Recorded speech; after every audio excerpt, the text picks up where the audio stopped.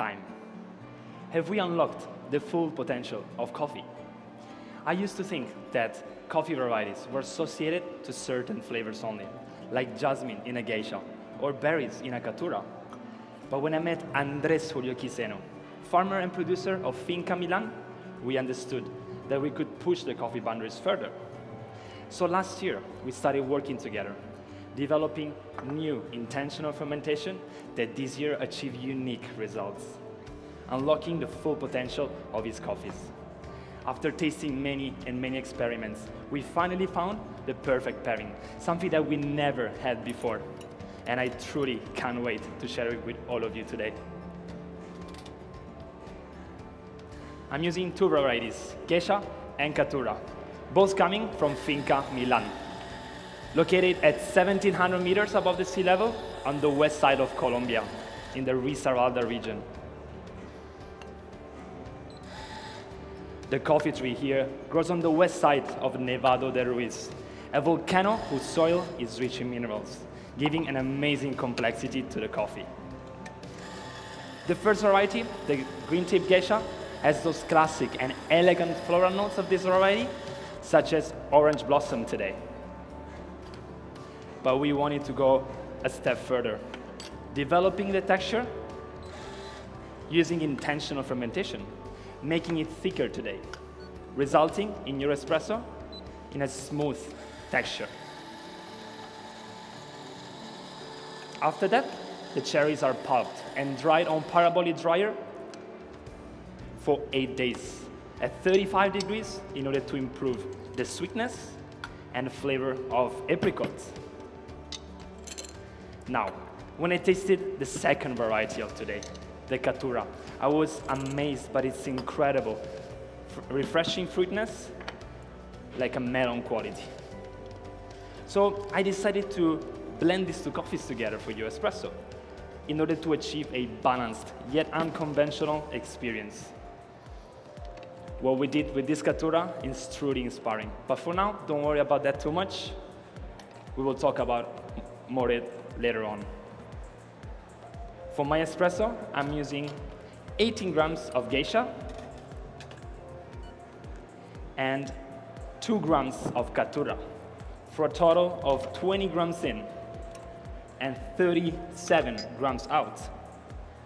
And I'm brewing my espresso with a temperature of 91 degrees because I wanted to achieve a great balance between these two varieties together.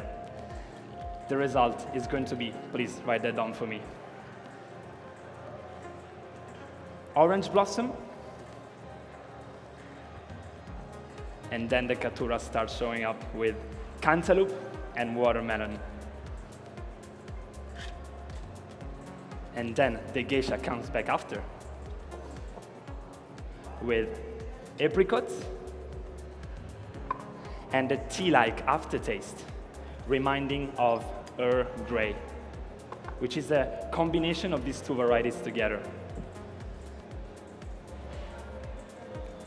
The body is medium and the texture is smooth, with a medium citric acidity and a medium to high sweetness, candy-like, and a low bitterness.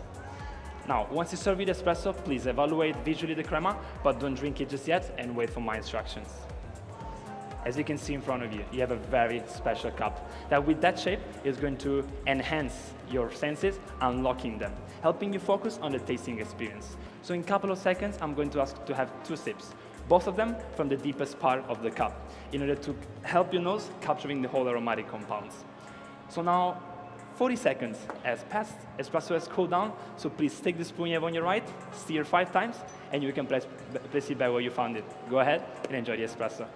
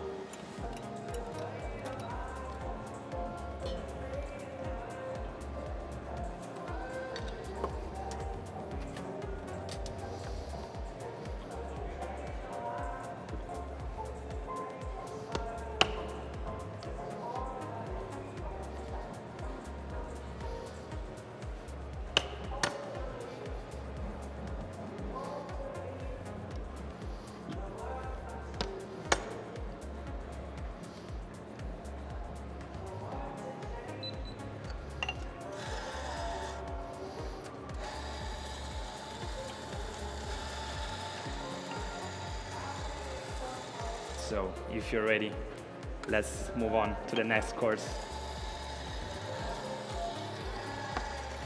Shall we? Yeah? Okay. So let's go to the meal beverage, my second course of today. For my meal beverage, I want to decrease the amount of geisha and increase the amount of katura in order to unlock the potential of this beautiful variety even more. It was a very complicated process. It took 5 years of thinking and experiments to fully master the fermentation process. Because here all the parameters have to be aligned. And this is exactly what happened with this beautiful Katura nanolots. We pick the cherries and then put it straight away into an 8 degrees room for 12 hours, stopping the germination process and preparing the cherries for the fermentation.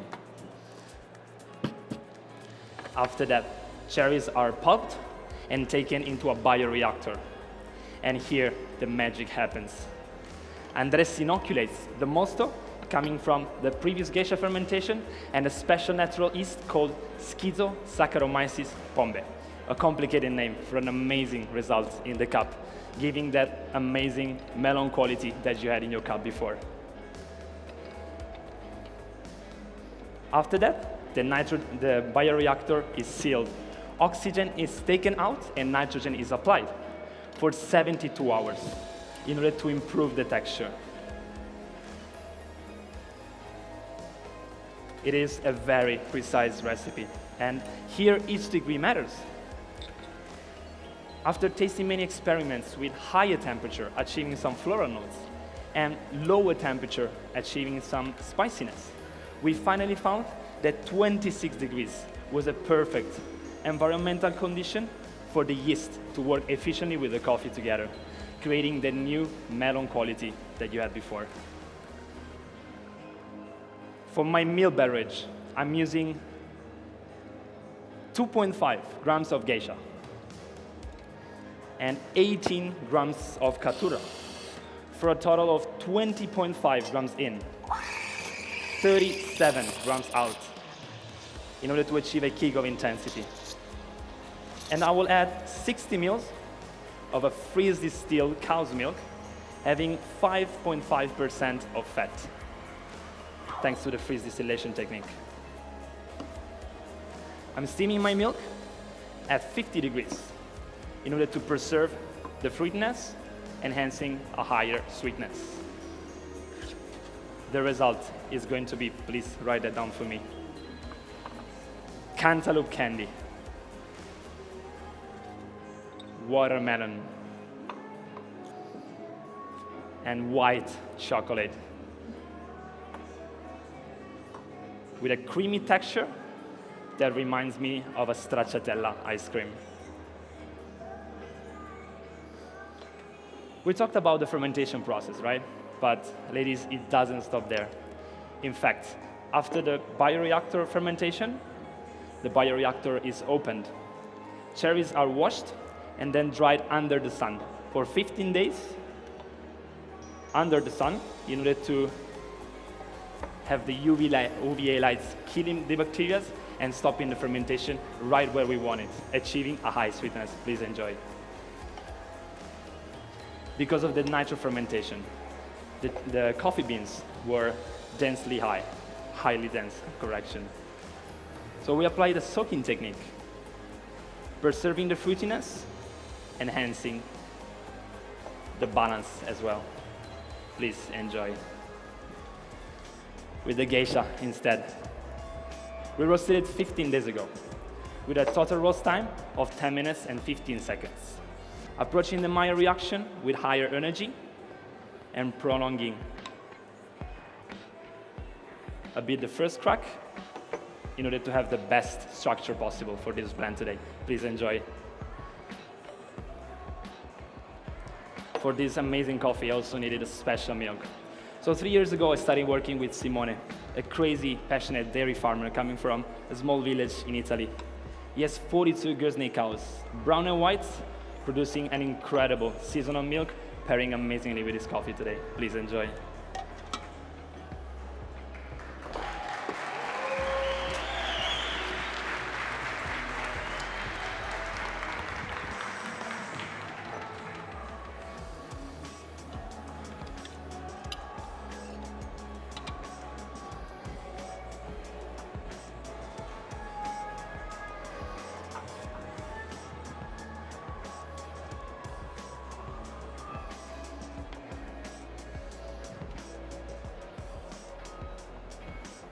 right.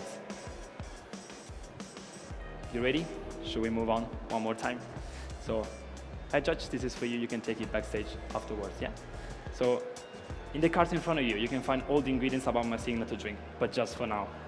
It's hot, it's summer, so let's make a refreshing mocktail, starting with the first ingredient, representing the fermentation. I made a homemade yogurt by mixing 200 ml of the milk from Simone with 2 grams of lactobacillus.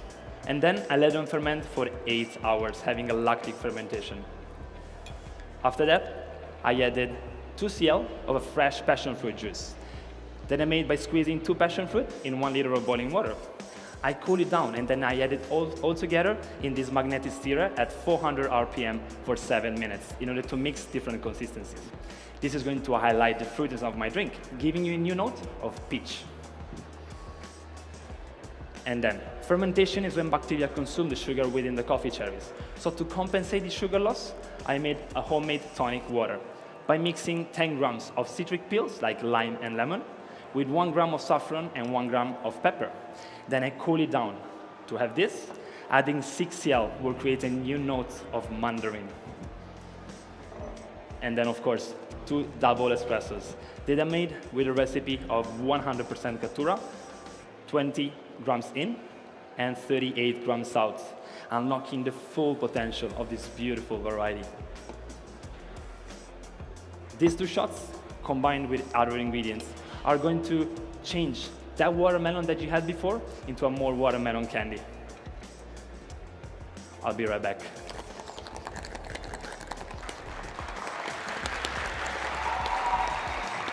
All right. So I just shaked all my ingredients with 90 grams of ice in order to achieve 12 degrees as a serving temperature, because we found that this temperature was the perfect one for all the ingredients to work efficiently with this Caturra, unlocking its full potential. I'm going to ask you to drink it in 2 different sips. In the first one, please just enjoy the beautiful taste and the tactile. In the second one, you can look for flavor notes. But first, the last ingredient. Timur berry pepper from Nepal. I aged this Timur berry pepper for 8 days in sealed barrels, and then I boiled it with 1 liter of boiling water for 10 minutes in order to have an infusion. I cool it down, and then thanks to this foamer, which is going to create micropulses, it's going to create a sparkling citric acidity and a fizzy mouthfeel in the first sip. I'm gonna add this on top of your drink, and you will find, please write that down for me, sparkling citric acidity and a fizzy mouthfeel in the first sip, reminding of Orangina, or depending where you're from, Fanta. In the second sip, peach, mandarin, watermelon candy, and a refreshing guava in the aftertaste. So judges, please have 2 sips, but just when I call my time, please. The first one from the foam, and the second one just stir in the glass, okay? There you go. So, as a barista, my role is to unlock the full potential of coffee. This was just the first result, and I can't wait to see how many more we can discover. I believe that in order to do it, we need to keep innovating and get rid of our old beliefs. Time. Give it up, give it up, give it up! Amazing performance!